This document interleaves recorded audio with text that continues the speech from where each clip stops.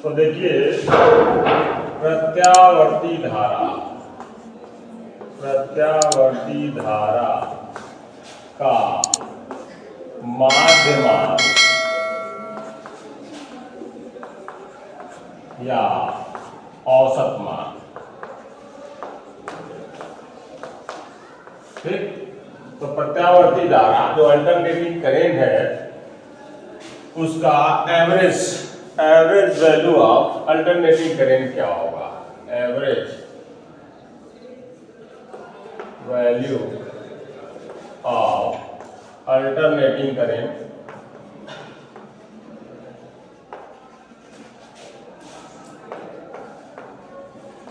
ठीक। अब देखो लास्ट टॉपिक में हम लोग पढ़े कि जो प्रत्यावर्ती धारा होती है उसका जो ज्याव वक्र होता है ऐसे होता है ना, बोलिए। ये इसका मैक्सिमम मान हो गया, ऐसे होता है। इधर करंट हो गया और सॉरी टाइम हो गया, इधर क्या हो गया, करंट हो गया, ऐसे होता है नहीं होता? बोलो एक पूरे चक्कर के। अब देखो औसत कैसे निकालते हैं? कोई भी चीज है उसका सम करो और नंबर ऑफ जो उसके नंबर से उससे क्या कर दो, डिवाइड कर दो, ठीक है। तो अब देखिए ये आधे चक्कर में प्लस हो रही है, आधे चक्कर में माइनस, तो इसका औसत निकालेंगे प्लस माइनस डिवाइडेड बाय 2 बराबर क्या हो जाएगा, 0। तो पूरे चक्कर के लिए जब हम प्रत्यावर्ती धारा का औसत मान निकालेंगे तो क्या होगा, 0। क्या होगा?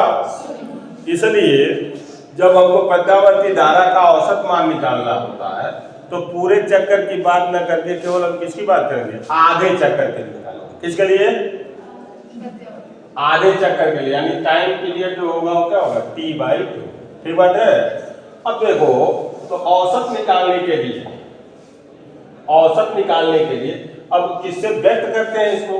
तो इसको देखो कई तरह से व्यक्त किया जाता है कि I इस तरह से व्यक्त कर सकते हैं, यानी इसको पढ़ेंगे प्रत्यावर्ती धारा का औसत मान, या I बार से व्यक्त करते हैं, या I और लिख दिया एवरेज।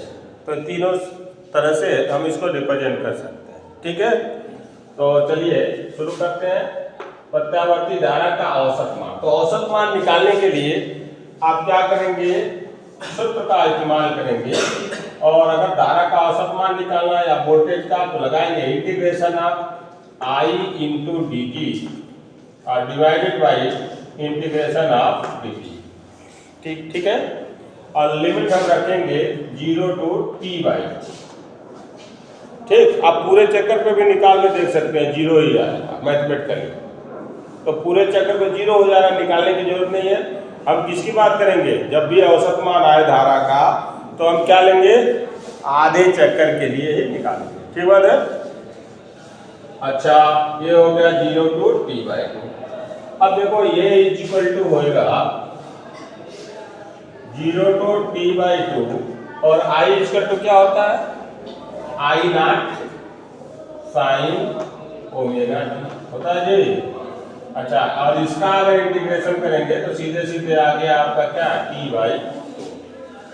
बोलिए जी, ठीक बात है। अब देखो फिर जो है इसमें कांस्टेंट हो गया I0 अपान T/2 और बटा क्या, integration of 0 to T/2 sin omega t, ठीक बात है। पुनः देखिए या I bar is equal to होएगा, या 2 ऊपर चला गया तो 2I0 अपान t। बोलिए अब इसका हम जब समाकलन करेंगे तो क्या होएगा, minus cos omega t upon omega, ठीक है, और 0 to T/2, ठीक है। तो जब हम इंटीग्रेशन करते हैं तो इंटीग्रेशन करने में क्या होता है, जो कांस्टेंट होता है वो बटे में लिख देते हैं। जैसे integration of sine ax equal to क्या होगा, बोलो, minus cos ax upon a, ठीक बात है। तो ऐसे लिख दिया। अच्छा जी अब इसको पुनः हम लिख सकते हैं, या I bar equal to 2I0 upon T into omega, इसको बाहर ले लें। अच्छा, अब माइनस साइन भी बाहर ले लेते हैं। आई बार इक्वल टू माइनस 2i0 बटे टी इंटू ओमेगा, और यहाँ क्या बचा जी, cos ओमेगा टी, और ये हो गया लिमिट आपका 0 टू टी बाई। ठीक है, अब लिमिट में क्या होगा, एक बार ऊपर वाला माइनस क्या करते हैं नीचे वाला, तो फिर होगा ये माइनस 2i0 बटे टी इंटू ओमेगा, और यहाँ लिखेंगे cos omega into T by 2 और माइनस cos 0। ठीक है, बोलिए, देख सकते हैं। इसके बाद देखिए क्या होगा जी, तो माइनस 2i0 बटे टी इंटू ओमेगा। अच्छा जी, और ये होगा cos ओमेगा, ओमेगा में क्या होता है 2 पाई बटे टी होता है, ओमेगा वो का होला 2 पाई बटे, होला ना होला, हाँ होला।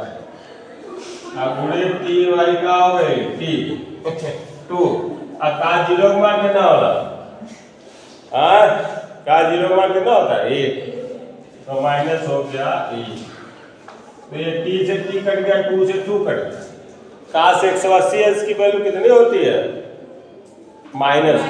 cos 180 की वैल्यू कितनी होती है, -1 होती है, तो ये हो गया माइनस 2i0 बटे टी इंटू ओमेगा, और ये हो गया -1 इंटू -1।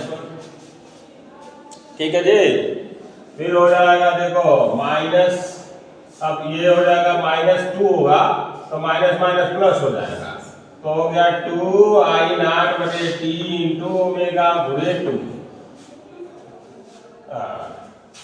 ठीक है जी, टी इंटू ओमेगा गुणे क्या हो गया 2 हो गया। फिर बराबर आप लिख सकते हो, देखो 2i0 अपॉन टी के जगह क्या लिख सकते हैं 2 pi by T into, sorry omega इसका उल्टा लिख दिया जी, टी गुणे ओमेगा के जगह क्या होगा 2 पाई बाई टी, अब मल्टीप्लाई बाय क्या हो गया 2, तो टी से टी क्या हो गया कैंसिल हो गया, 2 से 2 है,